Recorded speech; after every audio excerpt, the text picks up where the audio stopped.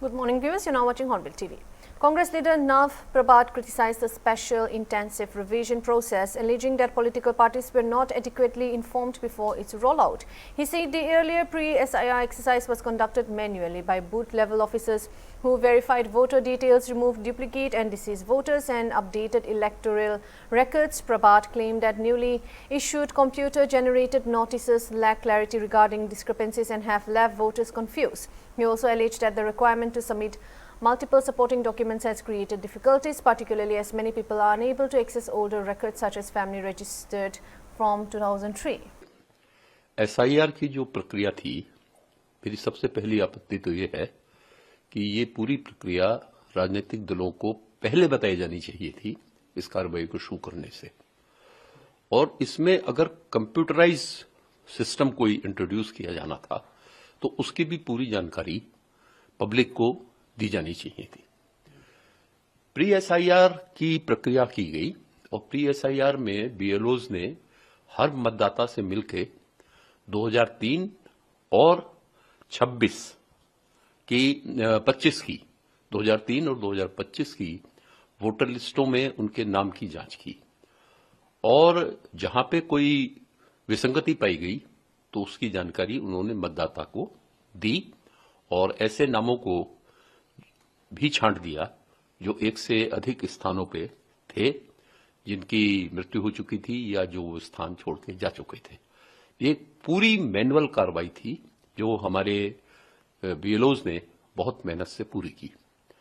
अब जब एसआईआर की विधिवत घोषणा की गई तो कंप्यूटर जनित, जो कंप्यूटर से पैदा किए, ऐसे नोटिसेस आने लगे हैं और नोटिसेस की स्थिति यह है कि उसमें यह नहीं बताया जा रहा है कि क्या अंतर है। सिर्फ जैसे मैं उदाहरण के लिए पढ़ देता हूं, मौजूदा वोटर लिस्ट में दिए गए आपके नाम और पिछले एसआईआर की वोटर लिस्ट में दिए गए आपके नाम में अंतर है। ये नहीं बताया गया कि अंतर क्या है और ये अंतर कहां से आया। जब मैनुअली जांच हो चुकी थी 2003 की और 2025 की और 2026 की वोटर लिस्ट जारी हो चुकी है जो 1 जुलाई 2026 की है और तीनों में उस वोटर का नाम एक सा है, उसमें कोई त्रुटि नहीं पाई गई है, तो ये कंप्यूटर ने कहां से ये त्रुटि जनरेट की। और सबसे बड़ी चिंता का विषय यह है, जैसे 16 विकासनगर विधानसभा में एसआईआर प्री एसआईआर होने के बाद केवल 99,000 वोटर बचे। इससे पहले यहां 1,17,000 वोटर थे। अब इन 99,000 वोटर में से 40,000 से ज्यादा वोटर्स को नोटिस जारी कर दिए गए। जनसाधारण बिल्कुल परेशान है, हैरान है, क्योंकि उससे 12 डॉक्यूमेंट मांगे जा रहे हैं। किसी एज ग्रुप से कहा जा रहा है कि आप 3 प्रमाण लाइए, किसी एज ग्रुप से कहा जा रहा है आप 2 प्रमाण लाइए, किसी एज ग्रुप से कहा जा रहा है आप 1 प्रमाण लाइए। 2003 के तो परिवार रजिस्टर भी बड़ी मुश्किल से उपलब्ध लोगों को हो पा रहे हैं और खासतौर से वो लोग जिनको हम सीनियर सिटीजन कहते हैं, वो सीनियर सिटीजन जो है वो आज परेशान इस चीज के लिए है कि वो अपनी मार्कशीट कहां से लाए, 85 से पहले की बैंक की पासबुक कहां से लाए। और उस समय तो नियम ये होता था कि बैंक अपनी पासबुक को जब जारी करता था उसे कैंसिल करके अपने पास रख लेता था, वो कस्टमर को नहीं देता था। ये बहुत बड़ा हैरेसमेंट है और लग ऐसा रहा है कि जो भी ये कंप्यूटर का कार्य है ये इलेक्शन कमीशन के कंट्रोल में नहीं है, इसे कोई बाहर की एजेंसी कंट्रोल कर रही है और उस एजेंसी का लक्ष्य यह है कि केवल वही मतदाता सूची में बाकी बचे जो किसी एक विशेष पार्टी को vote they. Manoj Tiwari said that discussions during the party's Mangal Milan program focus on several developments initiatives being taken across the country. He accused the opposition of disrupting parliament and preventing discussions, while asserting that key government bills continue to be passed. Tiwari added that BJP MPs have decided to remain present in the house. हुआ है, क्या कहना है, जो achievements है वो गिनवाई गई है, युवा खेल मंत्रालय, क्या कहना है सर आपको? आज का मंगल मिलन, बहुत सारे जो मंगल हो रहे हैं देश में उसके बारे में जानकारी दी गई है और विशेष तौर से ये भी कि ये हमारे विपक्ष तो हल्ला गुल्ला कर रहे हैं, डिस्कशन नहीं होने दे रहे हैं, मगर हमको जो बिल पास करना है वो बिल पास हो रहे हैं। तो हम सभी लोगों ने आज निर्णय लिया है कि भाई ये सोच के कि हल्ला हो रहा है तो हम कहीं और काम करके आ जाते हैं, ऐसा नहीं करना है। हम सभी को उपस्थित रहना है। हमारी उपस्थिति उस बिल पर डिस्कशन है हमारे लिए, और उसको स्टडी करिए, लोगों को बताइए। दूसरा, स्पोर्ट्स के क्षेत्र में एक बहुत बड़ा प्रेजेंटेशन आया। आप सोचिए, जहां हम लोग 2014 के पहले हम लोग 4 मेडल लाने में बहुत मशक्कत करनी पड़ती थी, अब वहां पे हम लोग 13 मेडल ला रहे हैं और 13 में 7 गोल्ड ला रहे हैं। तो ऐसा ही हमारा भारत देश, वो कैसे हुआ? वो हुआ एक सस्टेनेबल डेवलपमेंट के तरीके से, और ये नरेंद्र मोदी जी का विजन था जो 2014 से शुरू होता है और जिसका रिजल्ट हमें उसके 4 साल, 5 साल, 6 साल बाद मिलना शुरू होता है। वैसे ही हमको एम्प्लॉयमेंट के क्षेत्र में आज देश में जहां भी बैठिए तो एक चर्चा होती है एम्प्लॉयमेंट, अनएम्प्लॉयमेंट, तरह तरह की बातें होती हैं।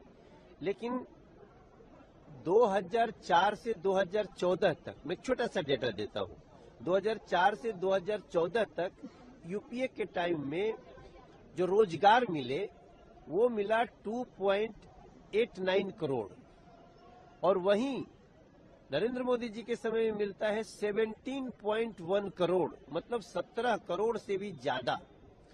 तो ये, इसका और भी किसी को डिटेल्स अगर चाहिए तो हम सांसदों से संपर्क भी कर सकते हैं। Leader of opposition in Madhya Pradesh Assembly Umang Singhar alleged that the BJP government has failed to fulfill promise made over the past 22 years. Referring to the data by poll results, he claimed that farmers continue to face fertilizer shortages, youth are struggling with unemployment, and Dalits and tribal communities are facing atrocities. Singhar also accused the government of misusing public funds and alleged EVM tampering, asserting that people in Madhya Pradesh and across the country are seeking change. देखिए, अगर मध्य प्रदेश के परिप्रेक्ष्य में बात करें तो मैं कह सकता हूं कि सरकार अपने 22 साल के जो वादे हैं उस पर खरे नहीं उतर पाई। आज भी किसानों को खाद नहीं मिलती, युवाओं को नौकरियां नहीं मिल रही, आकांक्षी नाम दे दिया बेरोजगार युवाओं को। यही स्थिति दलित आदिवासियों की जमीनें छीनी जा रही, अत्याचार हो रहे उन पर। तो भारतीय जनता पार्टी से 27% आरक्षण की बात है, 4 मुख्यमंत्री दे दिए इन्होंने ओबीसी की, पिछड़ों के, लेकिन 27% आरक्षण नहीं। आज भी ओबीसी के, पीएससी के होल्ड है उनके रिजल्ट्स। तो मैं समझता हूं कि सिर्फ वादों की पार्टी है, जुमलेबाजों की बात करती। ये 5 साल के अंदर एक बार लाभ पहुंचाने की बात करते, लाडली भेजना, लेकिन 5 साल आप भूल जाते हो। क्या 5 साल में एक बार लाडली बहना को अगर 1500 दे दिए, 2000 दे दिए, 4000 देने की बात कर रहे हैं, लेकिन क्या 5 साल आप आपके हिसाब से चलाओगे? जनता का जो पैसा है, टैक्स है, उसका दुरुपयोग हो रहा, भ्रष्टाचार हो रहा, भ्रष्टाचार ही शिष्टाचार बन गया। तो मैं समझता हूं कि ये सब बातें हैं और कहीं ना कहीं इनसे जनता दूर होती जा रही है। यही स्थिति आपने देखा कि बिहार में हुई कि राष्ट्रीय अध्यक्ष अपनी सीट नहीं बचा पाया भाजपा के। क्या एक तीसरी पार्टी जो आज खड़ी हो, तो मैं समझता हूं कि एक देश हो, प्रदेश हो, एक बदलाव की सोच रख रहा है, और ये बदलाव की सोच आपने जंतर मंतर पे देखी। और लेकिन जिस प्रकार से उसको उन पे केस दर्ज किए जा रहे, युवाओं पे, देश पे, किस प्रकार से उनको दबाया जा रहा, कैसे घर पे पुलिस भेजी जा रही, क्या आप माफी मांगे, अगर नहीं माफी मांगी तो हम आप पे केस दर्ज करें, इस प्रकार से उनके वीडियो वायरल किए जा रहे। मैं समझता हूं कि युवाओं को आप दबा नहीं सकते हो। आप जितना दबाओगे उतनी ये चिंगारी आग बनेगी, और ये आग कब मैं समझता हूं कि इस नाजीवादी हिटलर शाही पार्टी को खत्म करेगी, ये यूथ देश का खत्म करेगा। लेकिन मैं समझता हूं कि ये भी कहना चाहता हूं कि निष्पक्ष चुनाव होना चाहिए। निष्पक्ष जब भी चुनाव होते हैं तो भारतीय जनता पार्टी बाहर होती है। आज भी मैं कहना चाहता हूं, जिस पर विश्वास भी करता हूं, कि ये लोग ईवीएम में गड़बड़ियां करते हैं। जिस प्रकार पश्चिम बंगाल में आपने देखा, पूरी ईवीएम वहां पे जला दी गई, क्या तो तमाम इस प्रकार की एसआईआर में गड़बड़ियां करते। क्या निष्पक्ष चुनाव नहीं होना चाहिए? जो वोट देता है, अगर 18 साल का राजीव गांधी जी ने वोट का अधिकार दिया, तो उस युवा को नहीं मालूम होना चाहिए मेरा वोट कहां जा रहा। तो ये भी मैं कहना चाहता हूं कि जंजीस को कि आपको इस लड़ाई के अंदर परीक्षा के साथ अगर आपको इस देश को लोकतंत्र को सुरक्षित रखना है तो आपका वोट का अधिकार आपको पता होना चाहिए कि हमारा वोट कहाँ जा रहा है। ईवीएम बंद होना चाहिए। जब विश्व में कई देशों में बंद हो गई, अमेरिका सरी के बड़े देशों में, तो हम क्यों नहीं बंद कर सकते। तो ये भारतीय जनता पार्टी जो छोटे मुख्यमंत्री बनाती पर्ची छाप इसीलिए बना रही है। इनको मालूम है कि चुनाव सिस्टम कैसे हमको चुनाव जीतना। इन्हें उपचुनाव से फर्क नहीं पड़ता, इनको मेन चुनाव से। तो मैं समझता हूं कि देश के लोकतंत्र को बचाने के लिए हम सबको हर मोर्चे पर लड़ना पड़ेगा। विधानसभा चुनाव के लिए DMK MPP Wilson criticized the Tamil Nadu government over the police action against DMK leader Udayanidhi Stalin, calling it an attempt to suppress dissent. He said DMK has organized a statewide protest over issues concerning farmers and the people of Tamil Nadu. Wilson alleged that the FIR against Udayanidhi Stalin was politically motivated and claimed remarks attributed to him were false and fabricated. This is one of the atrocious acts of the state government. What Mr. Udayanidhi did yesterday, the DMK party arranged for a statewide agitation because the ruling TVK government has given up and not working for the rights of the farmers, for the rights of the people of Tamil Nadu. They are not even enforcing the orders of the Supreme Court, namely seeking for the release of 7,000 cusics of water from the Karnataka state. And since Mr. Udayanidhi pointed out that Mr. Vijay, the TVK leader, is always thinking about suppressing the voices of the dissent, and that is the reason he is not even thinking about the rights of the people. Now police have registered FIR against Mr. Udayanidhi Stalin. They have come yesterday night itself, and today when we had mentioned before the High Court, and the learned judge has asked the public prosecutor that you should not do any arrest. Despite that, the police have defied the orders of the High Court and they have arrested Mr. Udayanidhi. We have raised this issue in the Parliament also to say that the democratic voices is being scuttled by the ruling TVK government, and the Kaveri water, which is an order of the Supreme Court. When Mr. Udayanidhi is asking to implement the orders of the Supreme Court, the ruling TVK party wants to suppress this voice and do the indiscriminate arrest of our leader of opposition as well as the other DMK cadres. So TVK later says that this order is disgusting. The statement they say was being made about Prisha, and perhaps that is why. Yeah. This is all media hype. I would sorry to say, this is a media hype. Anyone who has heard his speech, anyone who has been there physically present, they will know that no such speech was made. In fact, only to sidetrack the issue of farmers and the rights of the people, the government itself has planted this news and the media people has fallen to prey.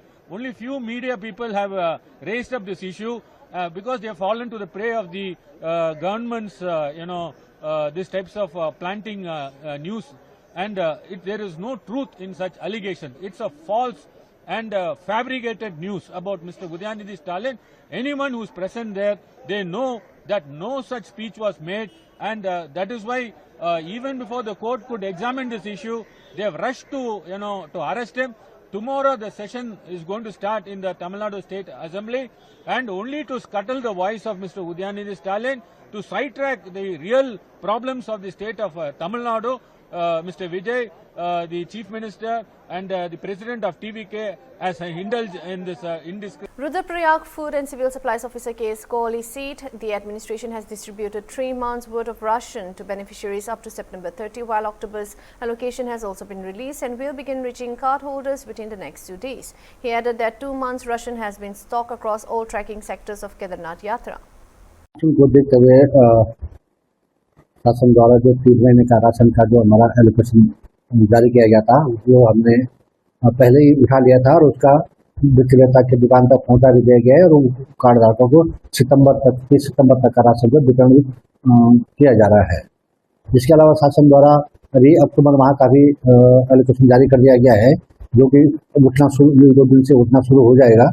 तो सरकारी खाद्यान्न मांग को देखते हुए पर्याप्त मात्रा में लाभार्थी तक पहुंच रहा है, समय पर पहुंच रहा है, समय से पहले ही पहुंच जा रहा है, ताकि आपदा की स्थिति में कोई ऐसी कोई स्थिति उत्पन्न न हो।